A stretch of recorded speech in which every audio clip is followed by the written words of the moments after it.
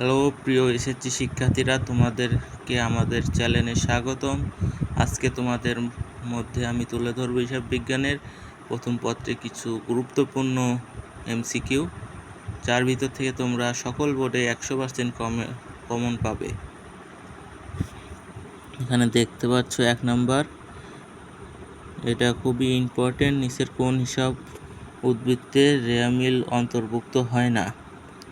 প্রারম্ভিক নগদ উদ্বৃত্ত। 2 নম্বর, হিসাব গাণিতিক শুদ্ধতা যাচাই করা হয় হিসাব চক্রের কোন ধাপে? রেয়ামিল প্রস্তুতকরণ। তারপরে এটা আছে যে দাখিলা মাধ্যমে নগদ ও ব্যাংক উভয় হিসাব প্রবাহিত হয়ে থাকে তাকে কি বলে? বিপরীত এন্ট্রি। অগ্রিম বীমা সালামি প্রদানের মাধ্যমে নিচের কোনটি প্রবাহিত হয়? সম্পদ বৃদ্ধি পায়। এটাও অনেক ইম্পর্টেন্ট। তারপরে আছে এই পাশে, নিচের কোনটি হিসাব চক্রের ধাপ নয়? নিচের কোনটি হিসাব চক্রের ধাপ নয়?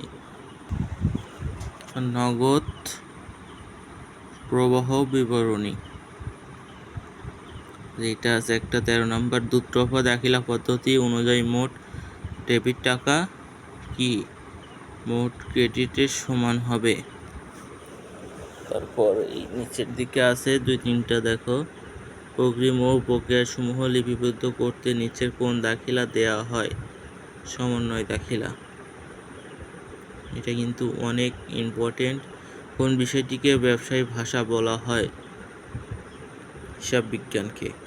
এটা কিন্তু আসতে পারে।